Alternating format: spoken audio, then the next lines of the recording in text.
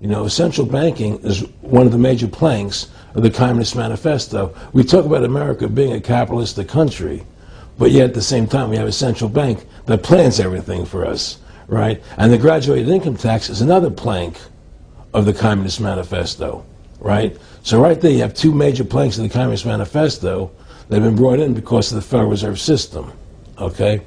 So the ultimate goal that these people have in mind is the goal to create a one-world government run by the banking industry, run by the bankers, and they're doing it in sections. The European currency, the euro, and the European Constitution is one part of it.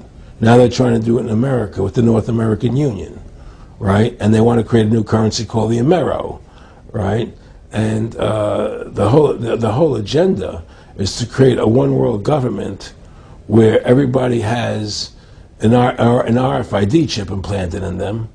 All money is to be in those chips, right? There'll be no more cash. And this is given me straight from Rockefeller himself. This is what they want to accomplish.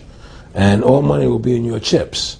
And so instead of having cash, anytime you have money in your chip, they can take out whatever they want to take out whenever they want to.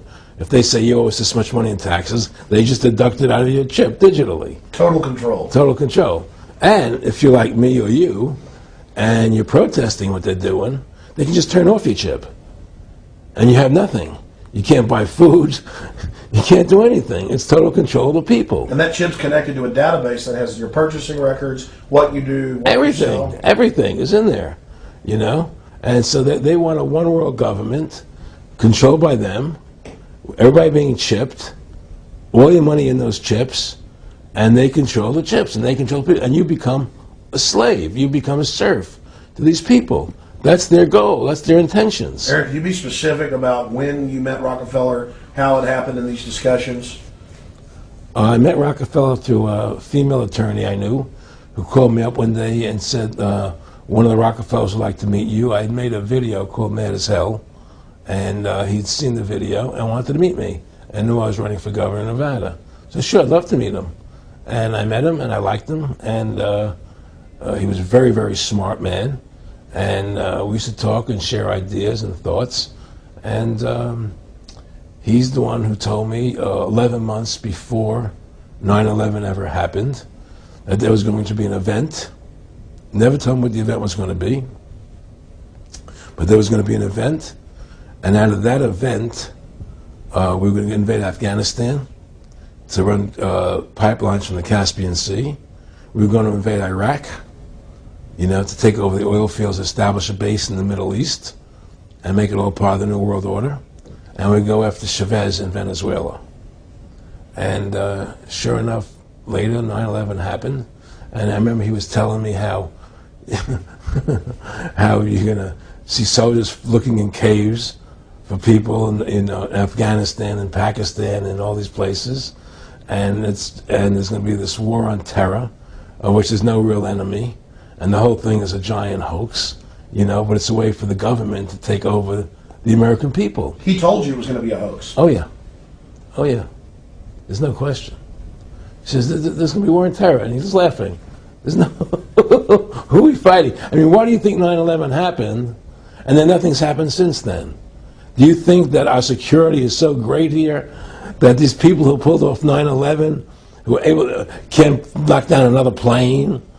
Come on, it's ridiculous. 9/11 was done by people in our own government and our own banking system to perpetuate the fear of the American people into subordinating themselves to anything the government wants them to do. That's what it's about, and to create this war, this endless war on terror. And that's why and that was the first lie. And the next lie was going into Iraq, you know, to get Saddam Hussein out with his weapons of mass destruction. That was the next lie. Now, specifically, this was a little over 6 years ago? This was... 11 months before 9/11. Yeah. And Nick Rockefeller, who's a lawyer, he's become your friend over the previous years, and he's saying to you that there's going to be this big event, and then out of that we're going to have a war on terror, and it's just going to go on and on. Right. An endless war on terror without any real enemy.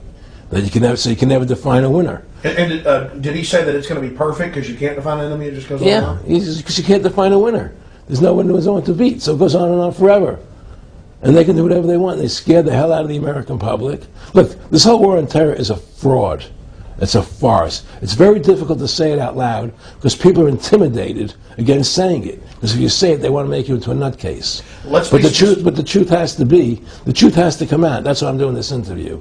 The fact of the matter happens to be that the whole war on terror is a fraud. It's a farce. Yeah, there's a war going on in Iraq because we invaded Iraq. And people over there fighting, you know.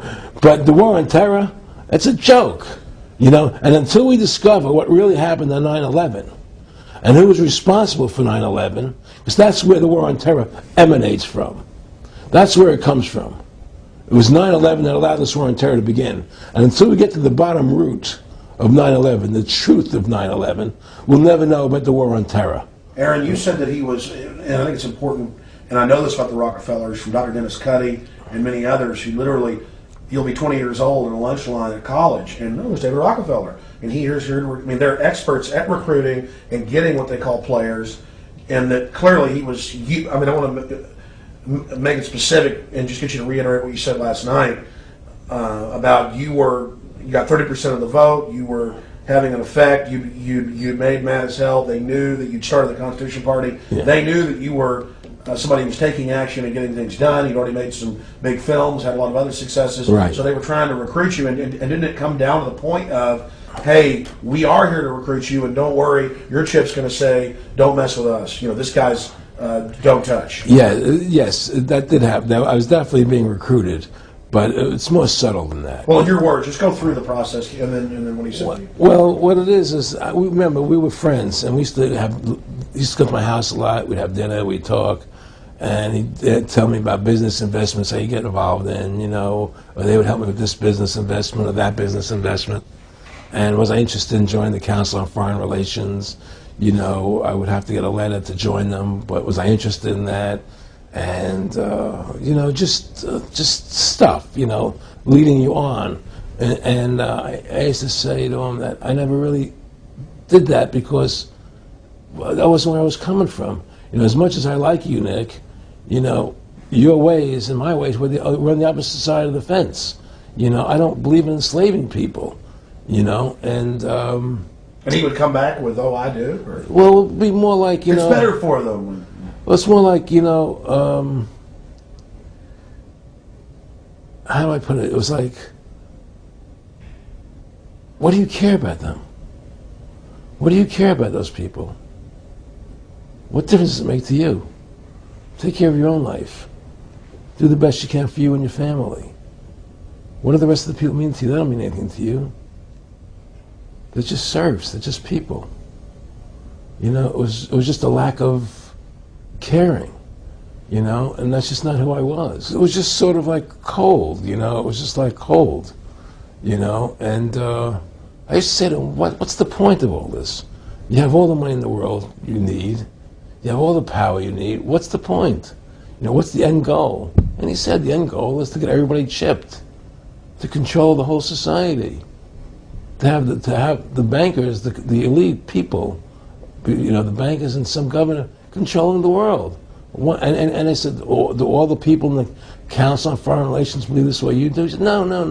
You know, most of them believe they're doing the right thing. A lot of them believe it's better off being socialistic. You know, we have to convince people that that socialism is really capitalism. Because America's becoming a socialist country. It's a communist country today. Well, one of the things they told me was that he was at the house one night, and he would talk, and he started laughing. He said, Aaron, what do you think women's liberation was about? And I said, I had pretty conventional thinking about it at that point. I said, I think it's about women having the right to work, getting equal pay with men, just like they won the right to vote, you know? And he started to laugh. He said, you're an idiot. And I said, why am I an idiot? He said, let me tell you what that was about. We, the Rockefellers, funded that. We funded women's lib, you know? And we're the ones who got all over the newspapers and television, the Rockefeller Foundation. He says, and you want to know why? He says, there were two primary reasons. And one reason was we couldn't tax half the population before women's lib. And the second reason was